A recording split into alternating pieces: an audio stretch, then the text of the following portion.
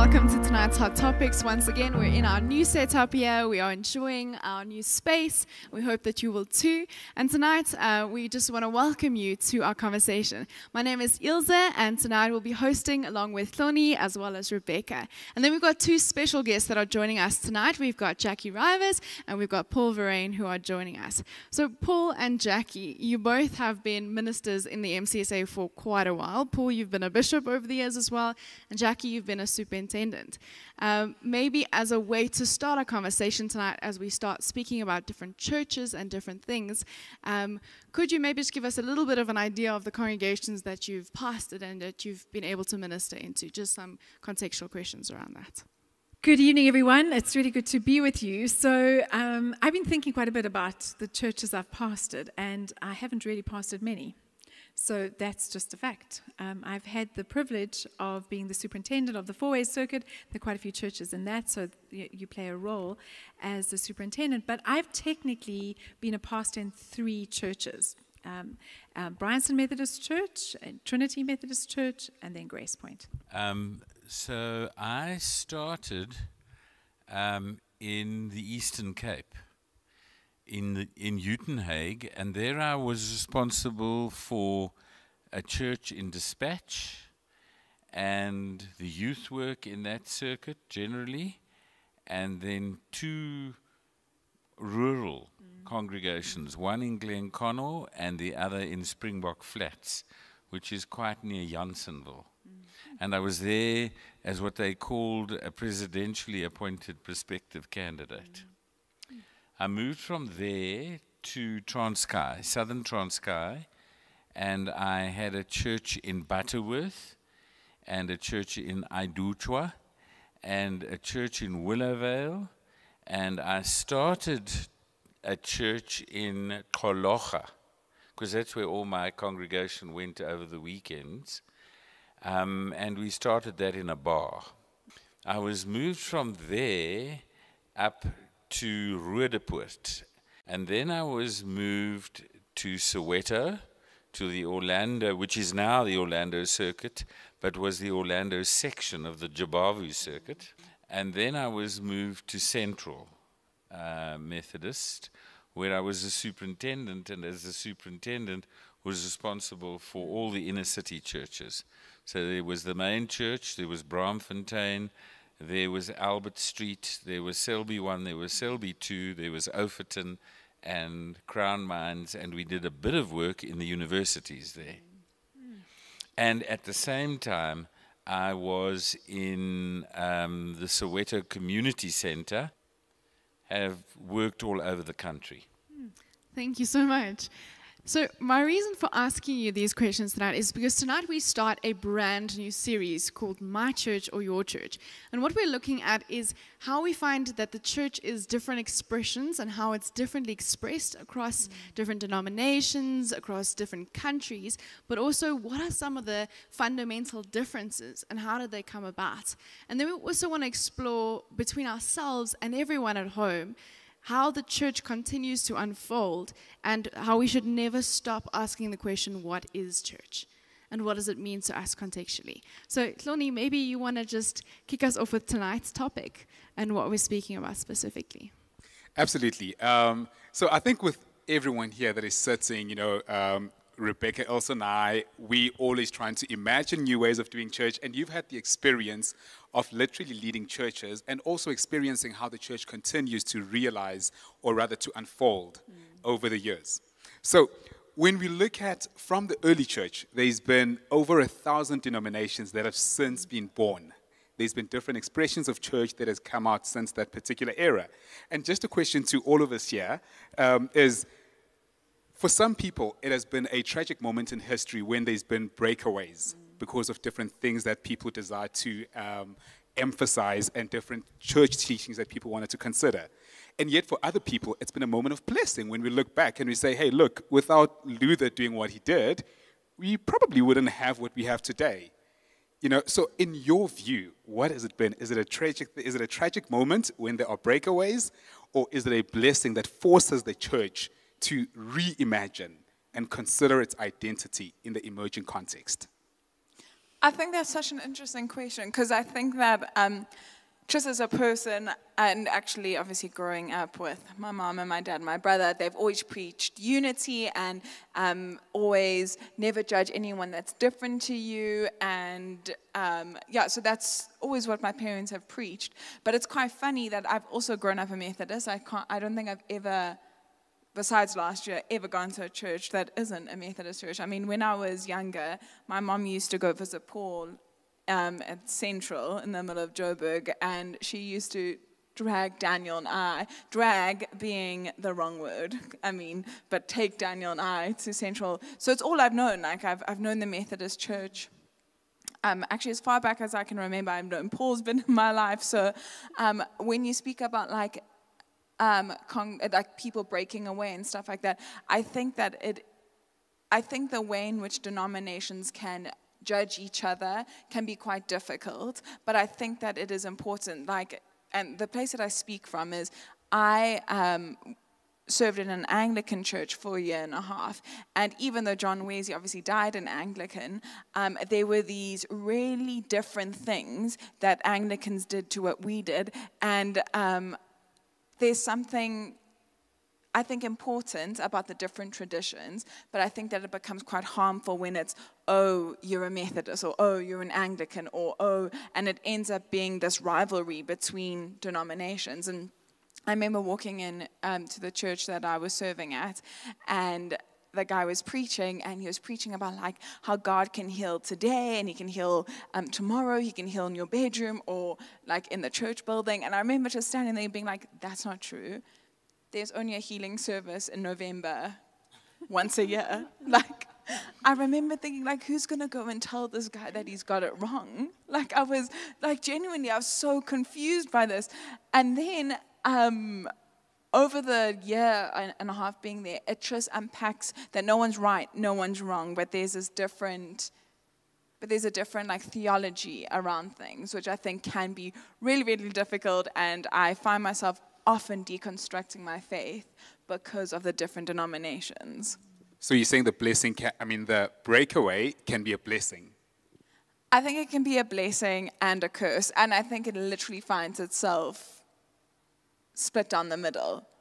I do, because I think that there can be like this really, it's our way or the highway, and we've got it right. But what I want to ask maybe from you guys is, what are some of the most fundamental differences you believe we find across different denominations, different churches, and why are they there? You know, and do they even matter? Or are we just all just expressing things in a different way that suits our purposes? So this week, for instance, I've got a meeting which is called a meeting of the committee that deals with the Joint Declaration on the Doctrine of Justification by Faith, the JDDJ meeting. Of course it has an abbreviation. And what happened in 1999, for instance, is that these people got together from the Catholic Church, the senior theologians of the Catholic Church, and the Lutheran Church. And in actual fact, the then secretary of the Lutheran Federation, World Federation, will be in our meeting on Tuesday. And they began to ask the question, you know, what divides us? What divides us? Your question, basically. And they got to a place of agreement around the fundamental thing that Luther raised, which was you are justified by faith. Okay? Full stop. And what does that really mean? Well, it just means you're made right with God when you say yes to Christ. That's really what justification is, very, very fundamentally. I mean, it's a much more complicated thing than that when theologians get hold of it and really try to confuse people, but that's what it's about. But, for instance, where it became significant 500 years ago was that Luther was saying the paraphernalia that has come into the Catholic Church is actually not the essence of what creates the relationship with God. So he challenged issues around penance and absolution and the priesthood of all believers, a whole lot of things. Also, one of the things that he got his knickers in a knot about were all the statues and all that kind of stuff in the churches, because it was seen as idolatry, and a lot of what he raised had to do with power relations. And they did two things. The Catholics came to the place of saying, actually what Luther said is the truth, which was a massive move. And the second thing was that both the Lutherans and the Catholics then said, we've now got to get rid of what they call the anathemas. And those are the things that say, if you do that, you're not a Christian, and you're not part of the Church of Christ, and so on. And let me say, some of it was tragic. Some of it ended up in full-scale wars. And the French Inquisition and the slaughtering of people because of tiny, minuscule disagreements, which now 500 years later we've come to resolve. That happened in 1999 between the Catholics and the Lutherans. In 2004, the Methodists joined that movement. And in 2017, the Anglicans and the whole Reformed family, that's the Dutch Reformed, the Uniting Reformed, the Presbyterians and the congregation joined into that. This coming week, we are going to try and see what are the anathemas, in other words, the things that Methodists struggle with, Anglicans with, because if we can get rid of some of those things, then we can be a united church. But then let me also say that a lot of what we do is affected by our culture and our value systems. So for instance, let me say to you, I came from a lily white church in Witpoortjie. You understand? The only black people who came to that church at that stage in 1984 were people who stayed in my house. And it was not unlike some of the worship. We had a little worship group. We sang many more hymns than Grace Point, for instance. And then I moved into Soweto. And I want to tell you that my move into Soweto introduced me to a completely different way of working. So at that church, it was hardly possible to imagine that you could have a church service without what they call umbedesho. And umbedesho was the order of service that went back to 1652. Translated, of course, mostly into Xhosa. And in that service, the siyakhudumisa, which is the tedium, which was a central piece of praise that came from the Reformation, was impossible. It was impossible to think that you had worshipped if you did not sing the siyakhudumisa. And then let me just say, just a half a smidgen. One could understand it. You had people who were suffering profoundly, many of them in the church, from the oppression of apartheid. And when you come to the end of the siyakhudumisa, it says, Nkosi nditembe wena, ma ndingaze didaniswe, which is, oh my God, in you I have put my trust. Let me never be confused. You know, Paul, you speak about the power of our experience of worship and just how I suppose different things hold that. And over the last couple of years, I mean, I sit I listen to the churches that you've pastored, and I think to myself, oh my goodness, I only have 3 on my list, and like that, does that make me a bad minister, you know? But one of the things that's fascinated me in this journey of the expression of worship is, you know, what is the definition of church? What is church, particularly in the 21st century?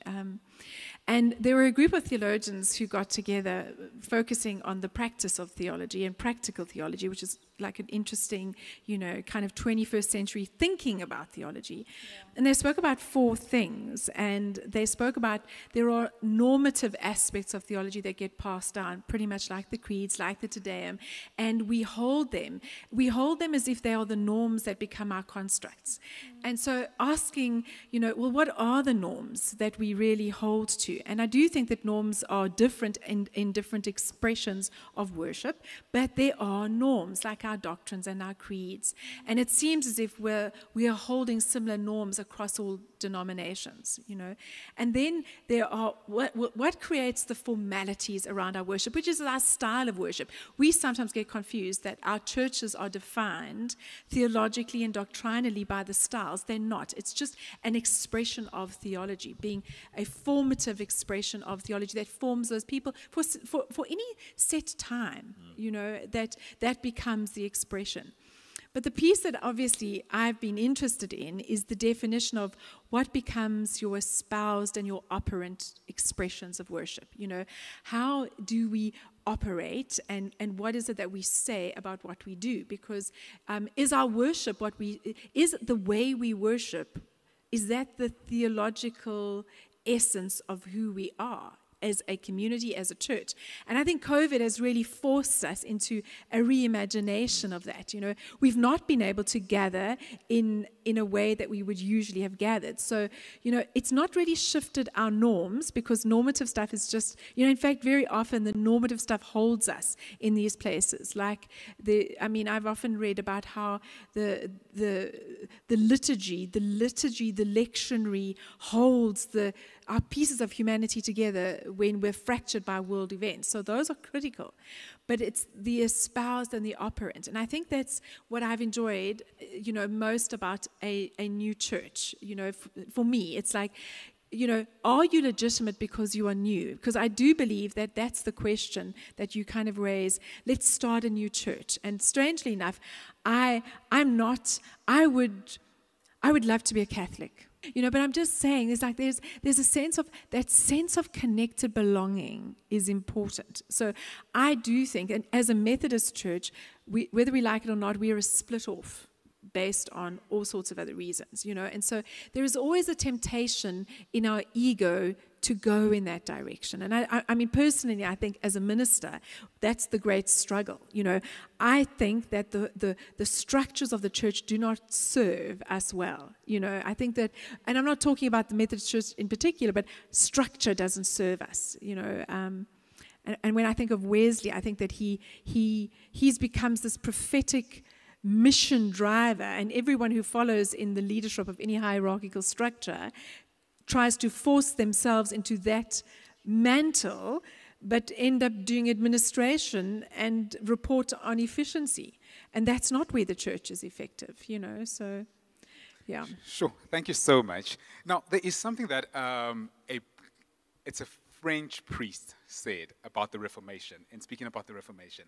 Now, he says, had power balances been different when Luther raised the issues that he raised, had the church been at a different place, chances are the Lutheran would not necessarily be a Lutheran church, but it could have been a movement within the Catholic Church. It could have been something within the Catholic Church. And what I'm now interested in is that as young people, there's a lot of things, maybe not only as young people actually, as people who want to think outside of the box. There's a lot of things that we are challenged by, and that we constantly find ourselves wanting to leave, or rather we constantly find ourselves challenged and wanting to leave the church because the church does not want to deal with these issues. You know, you speak to Rebekah, she'll tell you about LGBTQ plus community, the way women are being treated. Is there a way in which we can learn lessons from this past? You know, so that we deal with issues in such a way that young people do not, one, break away, two, leave the church, which is what we're most likely to do, and instead they can actually reimagine the kind of church they want to see within the church without feeling as though protocol and process is making it impossible and difficult. I just think that's so interesting. I read a statistic the other day that spoke about how Generation Z is the most tolerant generation that has ever been. And I think the church is in big trouble when, not Methodist Church, the global church. And I know it's dangerous to make sweeping statements, and that's not my intention, but I think we are in a very dangerous place as a global church because Generation Zs, and I think maybe the back half of millennials, will come into a church and they are able to sniff out authenticity. They're able to sniff out discrimination and injustice. And I think it's brilliant. I think it's a long time coming, to be honest with you. And I think that's where the church, I know in a few weeks' time we're doing something called Church on the Wrong Side of History again. And I think that's the danger we find ourselves in as denomination. And I do have, and this is not the time, but I think non-denominational stuff, I think not being accountable to a bigger and older, I don't want to say organization, but denomination, I think it can be dangerous. I've seen it in so many non-denominational churches that I've gone to, but I think that the church needs to have a dynamic shift because Generation Zs will leave. I think that they are the most outspoken generation, and I think that that's where, and just for example, I mean, if we take away the LGBTQI plus argument, if we take away the women argument, if we take away the Black Lives Matter argument, that shouldn't be the reason that churches are shifting. Because churches just need to be decent. Do you know what I mean? It can't be, well, because the Black Lives Matter movement exists, let's form an opinion. Do you know what I mean? It can't be because of that. It needs to be because Jesus was a radical, brown-skinned immigrant. You know, that needs to be the reason that things shift, and not because there's an organization or a movement. And that's what Generation Zs are going to be able to sniff out, and what Generation Zs are going to make. They're going to be holding people accountable, and churches accountable. And if we think that Generation Zs are radical, we've got to just wait for the generation after that. The point is, denominations, I think, get a little bit caught up too much on the political side of church, and actually what really matters is how we love people. Yeah. No, thank you for that. Maybe repeat the question. No, you're absolutely right. So I think some of the stuff that you mentioned that are related to the question that maybe some of us at home might relate to is the frustrations that we have as young people going into a church that is not speaking about issues around Black Lives Matter, but a church that is reactionary to such issues. You know, but then from Paul and Jackie, as people who have led churches, so here's Rebekah with her radical thinking. She comes into your church.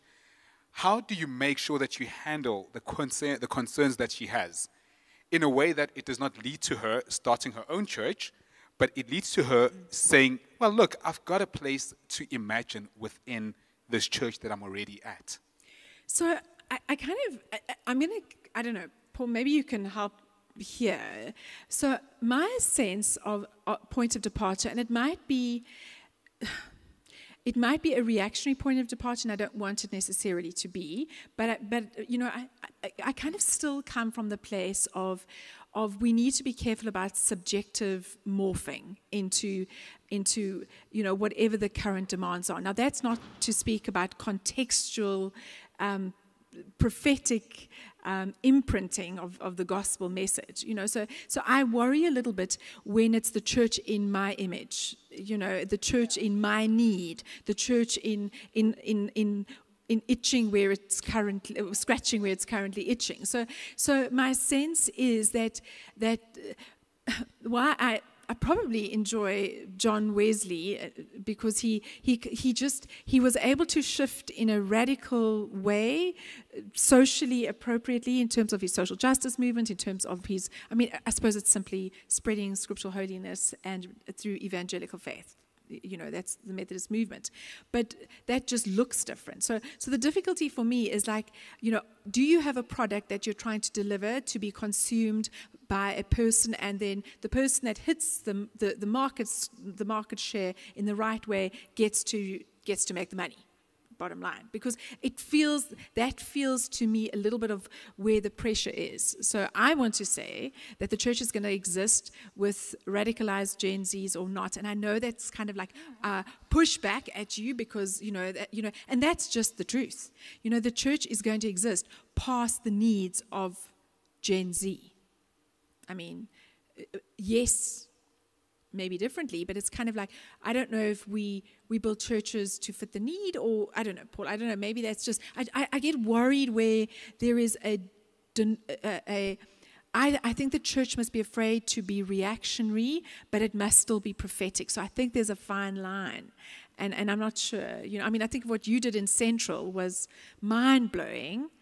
And it was church in the most effective way of actually being church. And yet there's been a reaction to that, but, that hasn't changed how church has been and how church could be. Just on that quickly, I don't think Gen Zs are going to abolish the church. I think that people have been trying to do that since the church began. That's not my suggestion. My suggestion is that the Gen Zs are going to call the church to account. And that I'm not saying that the church needs to... because I agree with you, we are in this world, not of this world. And there are things that we're going to say that's going to be so countercultural. And we can't just adapt and be like, oh, well, because it's going this way, we're going to be this way. The church is always going against the current. And I love that about the church.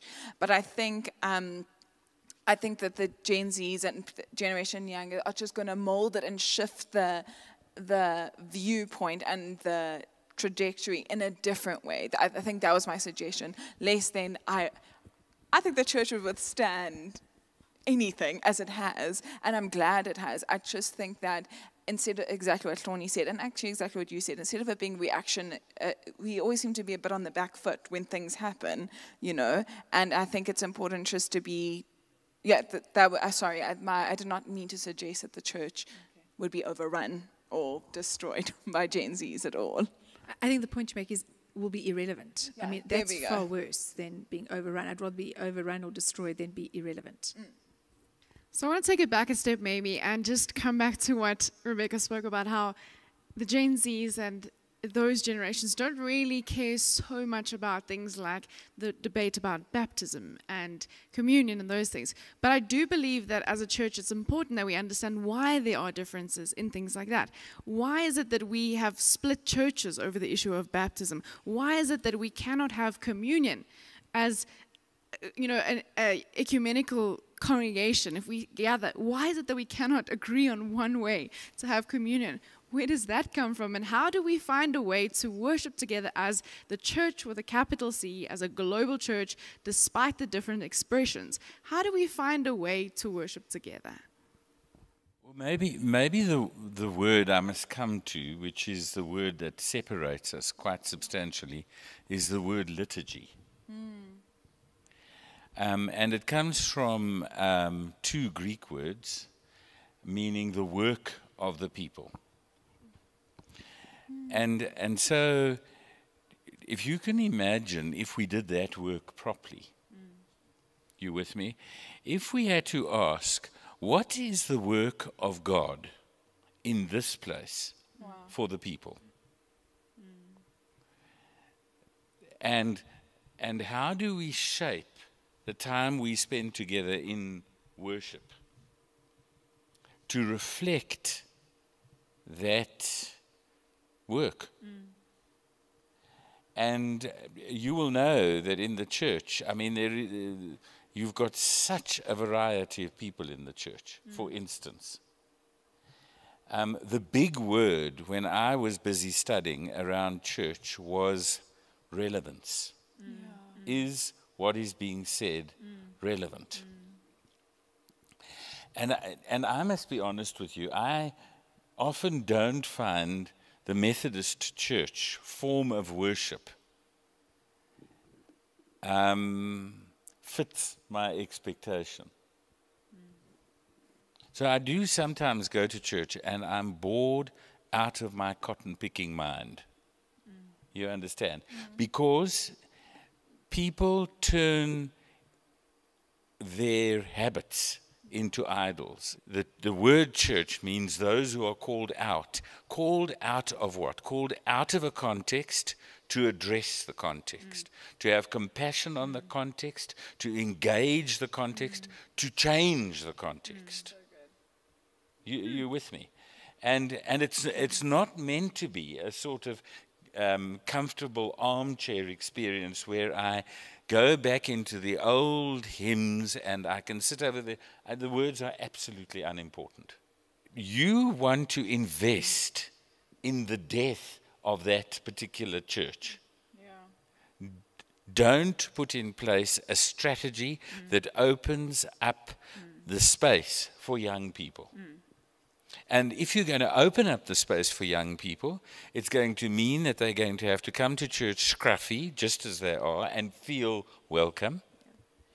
They're going to want different music. They've got a short attention span, so you understand. If you really are going to be serious about the fact that you want a church to be a church, not for the sake that it's a kind of future insurance company, but to take seriously the words that Jesus spoke about young people carrying and the essence of truth for the present community, you better be, that's work.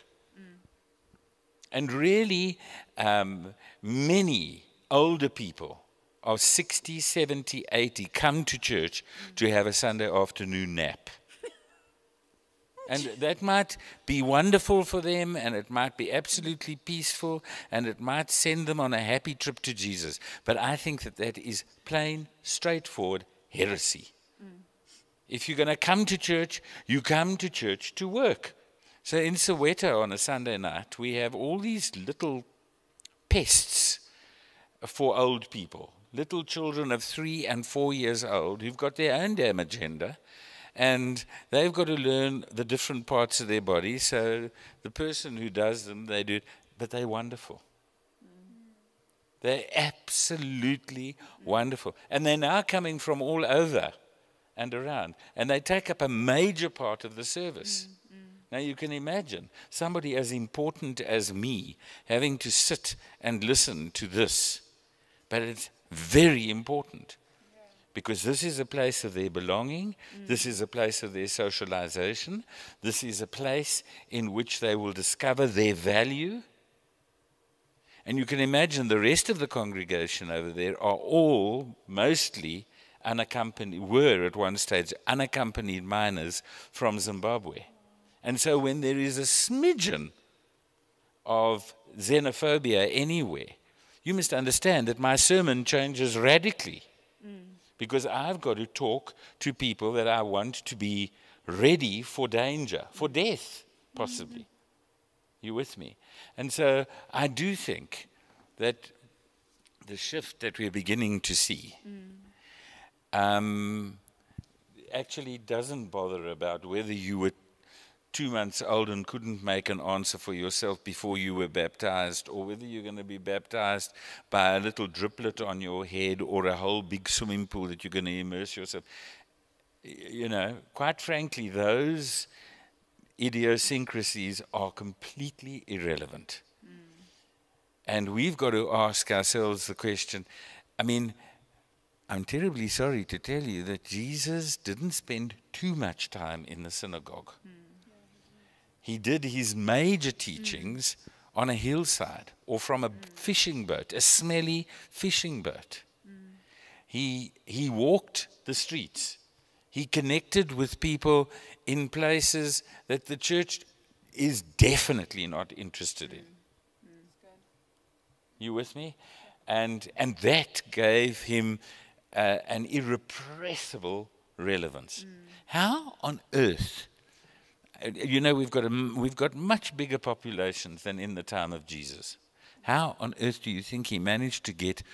There were probably 15,000 people on a hillside, because they keep on telling you that there were 5,000 men on there, besides women and children, because women and children, of course, aren't irrelevant in today's world. How on earth did he do that?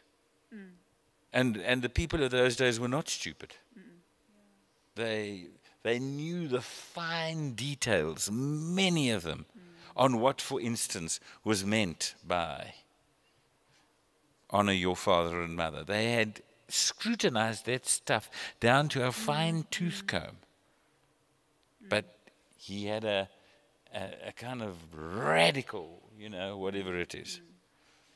So just Paul, just one silly statement. I mean, I imagine that hillside, and then I kind of look at pictures of churches, and churches are mostly shut. It is beyond my belief system. I struggle with the idea of shutting a church. When I mean shutting, I mean barring a church, locking a church, securing a church. I mean, I find it like quite strange when you go past a church and you see all this barbed wire and this security, and I'm like, that church has got a problem in the community, because the minute you have to start barbed wiring and putting alarm bells left, right, and center, that means your relevance in the community. We literally should be open fields to a community where people should be able to access all the time. Paul, you really triggered something.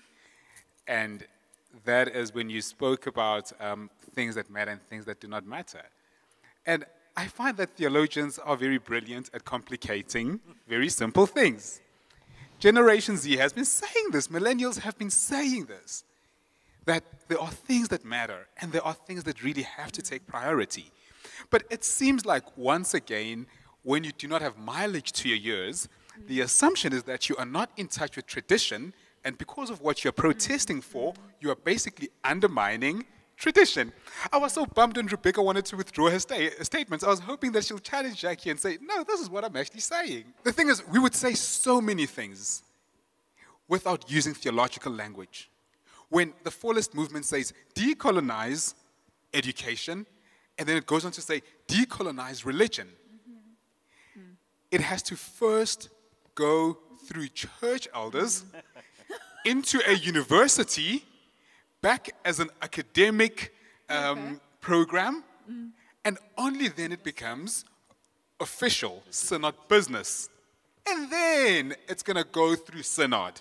And then it's saying, and then back to synod again. There's going to be this boomerang for 10 years. If you like. And then it's taken seriously, because you would be older by then, and we'd be equally ageist. Why does it always have to be that? And I'm just throwing that out there, and then Ilse, over to you. So maybe we'll leave it there for tonight. So we just want to invite everyone to join us for our Hot Topics Tuesday night chats, which will be starting this week. We are changing our times from 8 p.m. We'll be doing it at 7 p.m., but same place on Zoom. We look forward to having you join us. Jackie and Paul, Rebekah, Hloni, thank you for the conversation we've had tonight. And we just wish you all a blessed week, and we'll see you again next week.